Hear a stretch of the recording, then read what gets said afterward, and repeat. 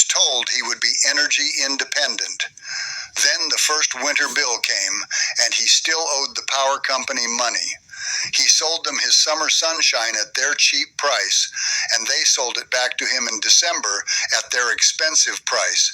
And somehow, at the end of the year, the man with $20,000 of panels on his roof was still writing a check to the utility every month. Now let me tell you about my workshop.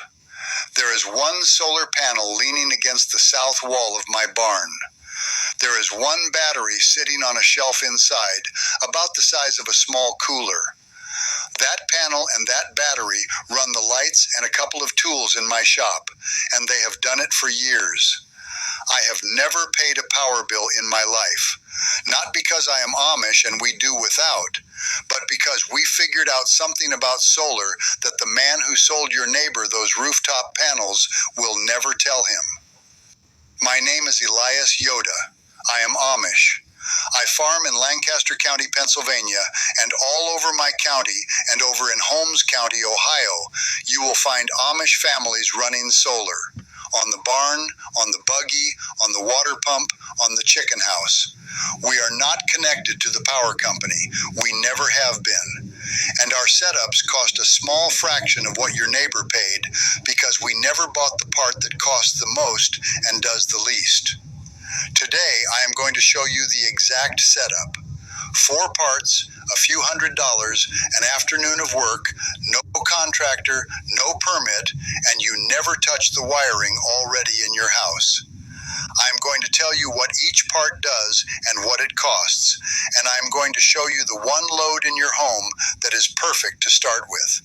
And I'm going to tell you the part that should make you a little angry, which is that this simple, cheap, durable way of using the sun was quietly pushed aside, not because it stopped working, but because there was no way for anybody to make money off you with it.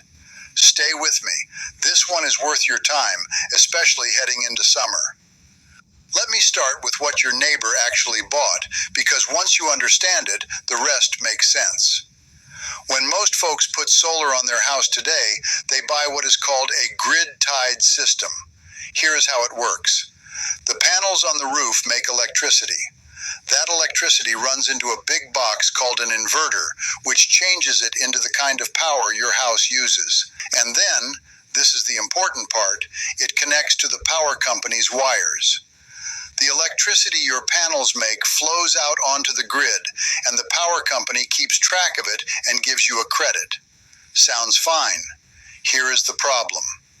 In the summer, when the sun is high and your panels make more than you use, the extra flows out to the power company. They credit you for it, but often at their cheap wholesale price. Then in the winter, when the sun is low and your panels make less than you need, you pull power back from the grid, and they charge you for it at their expensive retail price. You sold low and you buy back high, and the difference goes into their pocket. They call it net metering. Your neighbor called it being told he was independent and then getting a bill anyway. And think about what that $20,000 actually bought. The panels are maybe a third of it. The rest is the inverter, the grid tie equipment, the permits, the licensed installation, the financing. Most of that cost exists only because the system has to talk to the power company's grid. You paid for the privilege of becoming a tiny unpaid power plant for the utility, using your roof, your money, and your sunshine to make electricity they then sell back to you. That is not independence. That is a longer leash. We do it completely differently, and the difference is not fancy technology. It is that we refuse the one thing that whole expensive arrangement is built around. We refuse the wire that ties us to the power company. Here is the way we do it and the way you can do it. There are only 4 parts, and I will tell you what each one does so you actually understand it, not just buy it. The first part is a solar panel. For a starter setup, a single 100-watt panel is plenty. That is, a panel about 2 feet by 4 feet, the kind you have seen on a camper or a boat. It costs somewhere around $75 to $100. The panel's only job is to turn sunlight into electricity. That is all it does. No moving parts, nothing to break. The second part is a charge controller. This is a small box, costs around $25 to $30, and it sits between the panel and the battery. Its job is to manage the flow, to take the power coming off the panel and feed it into the battery the right way so the battery does not get overcharged and ruined. Think of it as the valve that keeps the battery from drinking too fast. Small, cheap, important. The third part is the battery. This is where the sun gets stored so you can use it after dark or on a cloudy day. For a starter setup, a 100 amp hour lithium battery, the kind they call lithium iron phosphate, which is the safe, long-lasting kind, runs somewhere between $150 and $250. The battery is the heart of the whole thing. It is what makes the sun available at night. The panel fills it during the day. You draw from it whenever you need. The fourth part is an inverter, but a small one, not the $8,000 monster on your neighbor's wall. A small inverter, maybe 400 watts, costs around $40. Its job is to change the battery's power into the ordinary kind your appliance plugs into. If the thing you want to run already runs on battery-type power, like LED lights or a buggy lamp or some pumps, you may not even need the inverter at all. But for a normal household appliance, the small inverter does the job for $40. That is the whole system: panel, charge controller, battery, small inverter. Add it up, and you are in the few $100 range, not the $20,000 range. And every part is simple enough that you can understand it, replace it, and fix it yourself with hand tools. Now here is how you put it together, and I want you to notice how little there is to it. You lean the panel against the sunniest wall of your house or set it on a simple frame in the yard, the south-facing side if you have one, because that catches the most sun through the day. You run the wire from the panel in through a window or a vent. You connect the panel to the charge controller. You connect the charge controller to the battery. You connect the battery to the small inverter, and you plug your appliance into the inverter. That is the entire installation. An afternoon, a screwdriver, and a wrench. No permit because you have not touched a single wire in your house and you have not connected anything to the power company. This little circuit stands completely on its own, the same way the lamp on an Amish buggy stands on its own panel, its own battery, its own job, answering to nobody. Now let me give you the honest safety word, because I take this seriously and you should too. A battery holds a lot of energy, and electricity deserves respect.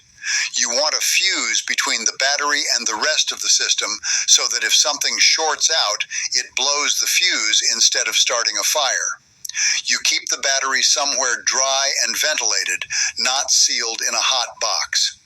You use the right size wire for the load. The instructions with the parts will tell you, and if you are unsure, ask someone who knows before you run it. None of this is hard, but you do it right. Respect the battery the way you would respect a sharp tool, and it will serve you well for years. And one more honest thing. This little setup is not going to run your whole house. It is not going to run central air conditioning. That takes far more power than a starter system makes. What it will do is run a specific job, a specific load, completely free and completely independent. And that, it turns out, is exactly how we have always done it. Here is the thing the rest of the country forgot, and it is the heart of this whole video. The Amish do not try to power the whole house off one big system. We power one task at a time. One panel and one battery for the buggy lights. A separate panel and battery for the water pump. Another for the lights in the shop. Another for the fence charger. Another for the washing machine. Each job gets its own little independent setup. We did not solar power the house. We solar powered the chores, one at a time, over the years as we could afford it. And that is the model I want you to take. You do not have to do your whole house this weekend. You do one thing. You pick the single best load to start with, and you set it free from the power company. And then, once you have done one, you understand it, and you do the next. So which load do you start with? I will tell you the best one, and the answer might surprise you. It is your chest freezer. Here is why a freezer is the perfect place to start. A freezer does not run all the time. It cycles. It runs for a while, gets everything cold, and then shuts off for a good while before it needs to run again. And a full, well-insulated chest freezer with the lid kept closed will hold its cold for a day or more, even with no power at all. That makes it forgiving. It does not need a constant, perfect flow of electricity. It needs power some of the time, and it can coast through the gaps. That is exactly the kind of load a small solar setup handles beautifully. Put your chest freezer on its own little solar circuit, and three things happen. One, it runs for free off the sun from now on. Two, and this matters, when the power goes out in the next big storm and your neighbors are throwing out a freezer full of spoiled meat, yours just keeps humming along like nothing happened because it was never depending on the grid in the first place. And three, you will have your first real piece of independence in your house. Not the kind printed in the sales brochure, the real kind that you built with your own hands and that no company can take away or bill you for. And once you have done the freezer, you will start looking at every other plug in your house differently. The freezer in the garage, the pump on the well, the lights on the porch, the fan in the shop. Each one is a candidate. Each one can be set free, one at a time, the way we have been doing it for decades. There is a real solar business in my part of Pennsylvania, an Amish company over in Gordonville called Belmont Solar. The man who speaks for them put it about as plainly as it can be put. He said the Amish system is really simple, a couple of panels and a battery.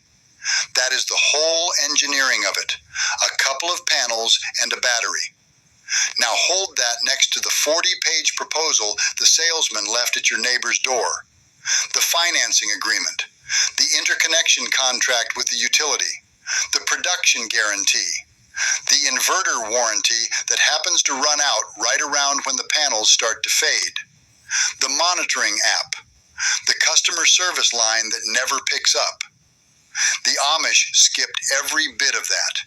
We kept the panel and the battery. We threw the contract in the stove. And I want to be fair and honest with you here because that is the only way this is worth doing. Practices differ between Amish communities. In my community, we allow solar like this. Off-grid, our own panels, our own batteries for our own tasks. Stricter orders do without even that. And I will tell you plainly that even our way is not magic. The batteries do not last forever.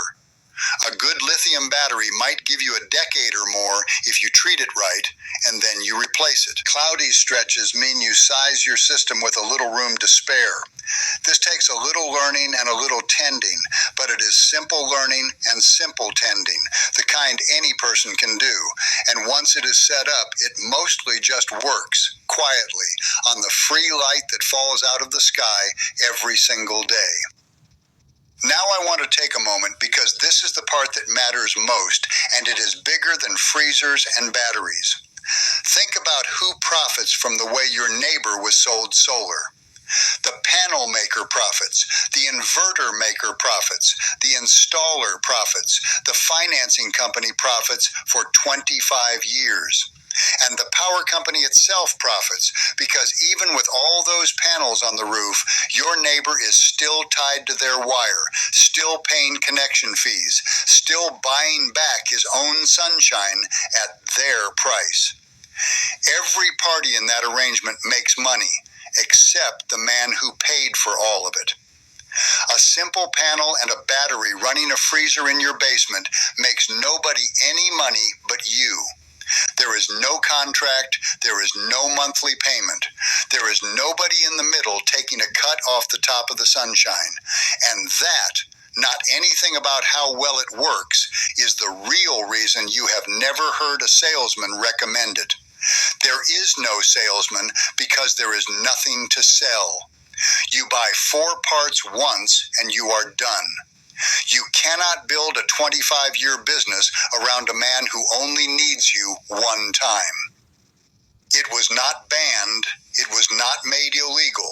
It was just left out of the conversation, pushed to the side while all the money and all the advertising went to the expensive way. The knowledge was never destroyed. It was just out-shouted, drowned under 100 ads for the version somebody could profit from. And meanwhile, out here in the quiet, we just kept doing the simple thing that worked. My bishop said something to me once that I have never been able to shake. He said the English think we refuse the machine. We do not refuse the machine. We refuse the wire that ties us to the man who owns the machine. A diesel engine is fine. We own it, and we can buy fuel from 100 different sellers. A solar panel and a battery are fine. The sun belongs to no man, and the battery sits on our own shelf. But a wire running back to a company in an office somewhere that decides the price and writes the contract and sends the bill, that is the thing we will not have. Not because we fear it, because we have seen what it costs a man in dollars and in something deeper to depend on a thing he cannot control and cannot fix. That is the whole of it. The freezer is just where you start. So here is what I want you to do going into this summer. Pick one load. I would start with the chest freezer, but it is your house. Maybe it is the garage refrigerator. Maybe it is the well pump. Maybe it is the lights on the porch. Pick one. Buy the 4 parts, a 100-watt panel, a charge controller, a 100-amp-hour lithium battery, a small inverter, plus a fuse and the right wire. A few $100s all told. You can have it all in the trunk of your car by the weekend. Lean the panel against your sunniest wall. Run the wire in. Panel to controller, controller to battery, battery to inverter, appliance into the inverter, fuse on the battery. An afternoon. And when you plug that freezer in and watch it run on nothing but the sunshine hitting your wall, you are going to feel something you have not felt about your own house in a long time. You are going to feel like you own a piece of it again. Be sure to like, share, subscribe, and comment. It helps us grow.